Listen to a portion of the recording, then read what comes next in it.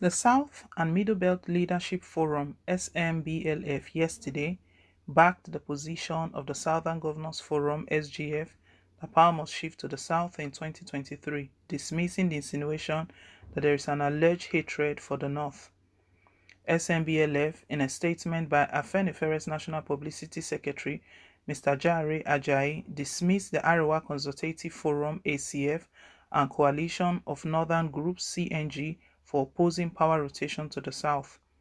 Afenifere said, Governor Rotimi Akeredolu's declaration reflected the desire of the majority of ethnic nationalities in Nigeria, particularly those in the four geopolitical zones: Middle Belt, Southwest, Southeast, and the South-South, as represented by their respective organizations. The organizations were Afenifere, Middle Belt Forum, Ohanaeze Ndigbo, and Pan Niger Delta Forum (PANDEF), who collectively formed the South and Middle Belt Leadership Forum (SMBLF). Governor Akeredolu is very much in line with the position of the SMBLF as further reiterated at its recent meeting in Abuja, where all political parties in the country were urged to field candidates of Southern extraction for the purpose of the 2023 presidential election. Governor Akeredolu spoke her mind when he said that only a party that is determined to lose will field a northern candidate. The release stated, adding that this position was very much in line with the resolution of the SMBLF as reiterated at its last meeting held in the house of its national leader, Pa Edwin Clark. We advise both the ACF and CNG to purge themselves of the notion that some people, particularly the South, hate the North. Nigeria belongs to all of us. The path we are treading is the one that will foster unity, fairness, and harmonious relationship. Succinctly put by Governor Akeredolu, what we, along with Southern governors, stand for is fair and equitable power rotation.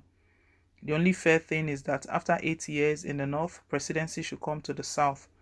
We urge ACF and CNG to prevail in those within its midst whose utterances and actions are threatening the unity of the country. When Akeredolu made that release, it was 2 days ago, Akeredolu made that statement that any party that fields a northern candidate, they should be prepared to lose. That sparked massive reactions, especially from the north, and that was when CNG and they burst out, started tackling Akeredolu that Akeredolu himself is a threat to democracy. You know, this is not the first time Southern governors are making mention of this. They are only just speaking out, letting the North know that they are still maintaining that position, that it has not changed, that nothing has changed it, and they don't intend for it to change. That, as a matter of fact, by come 2023, Buhari must have done his mandated 8-year tenure representing the North. He's representing the whole of the North because he's from the North. And it doesn't seem fair if power should go back to the North again.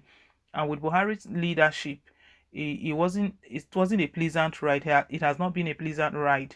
You know, it looks like he's just the president to the North.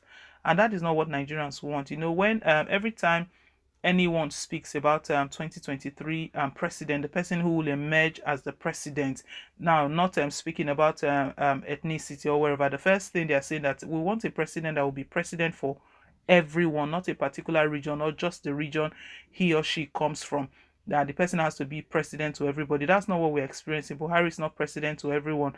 We can see that everything he does is to defend the North. Everything he does is to protect the North. Anyone from the North that has any issues, he protects that person to the latter. You can imagine Abba Kyari. Abba Kyari was indicted by the United States FBI. Fraud allegations against him from Hush Puppy. Do the needful. The FBI, US FBI, they've put in a request for extradition.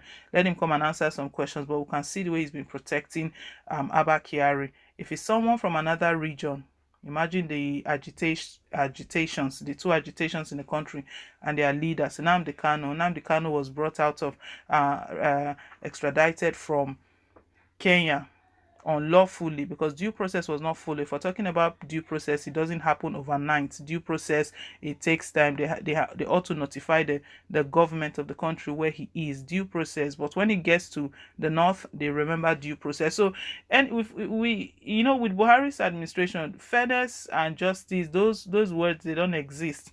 They just exist on paper when they say it on paper, but in reality, it's not there. So, well, what's going on right now? Even after CNG tackled Akeredolu yesterday, another report came that southern governors are on their own, that even the Middle Belt are not in support. They are just speaking on their behalf. Middle Belt, they are now speaking. So the SMBLF, which is made up of the South and the Middle Belt Leadership Forum, they are the ones stating right now that they are in support of what Akeredolu stated, that they are all speaking the same thing, that there is no they don't have any there's no problem. Anyone that is stating that they have issues, they are not working together, that person should think again, that Akeredolu actually spoke their mind. That is what they want. Come 2023, the president should come from the south. Enough is enough of all of this their back and forth. They've been giving excuses, all sort of excuse that because of Yaradua, they are still owed some term, that they still need to make up. Well, Nigerians have just started reacting to what is going on now. Somebody says that Buhari cried after losing tries, but that doesn't deter him from contesting in 2025. Power must not shift by uttering words. Let the Southerners present themselves for election against the Northerners, and whoever wins by majority votes becomes the president of Nigeria. That is what Buhari did in 2015. What this person is trying to put out there is that it's not enough to keep saying it on the media, on the news, that power must shift to the south. They have to work together. That's another thing, because these southern governors, if they betray themselves, they should know that that mission will not be accomplished. They have to even come out, they should present themselves for voting again. One thing that the northerners have, they have unity, they work together. If they say one thing, they follow it through to the end. But southerners, it's not that. An example is this open grazing, the ban on the anti-open grazing. Up till now, not all of the southern governors have actually kept to that. Not all of them are keeping to it. It's still here and there. They need to work together.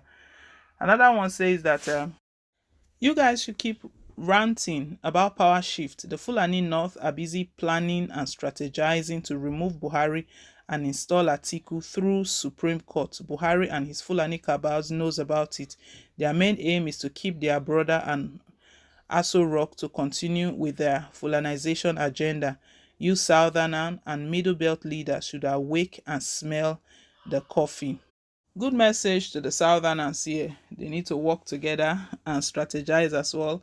Also try to sensitize the people. They have to come out for voting. If they don't vote, well, guys, leave us your take. Thank you once again for staying tuned. Please don't forget to like, share, and to subscribe. Till I come your way again on more updates. Bye.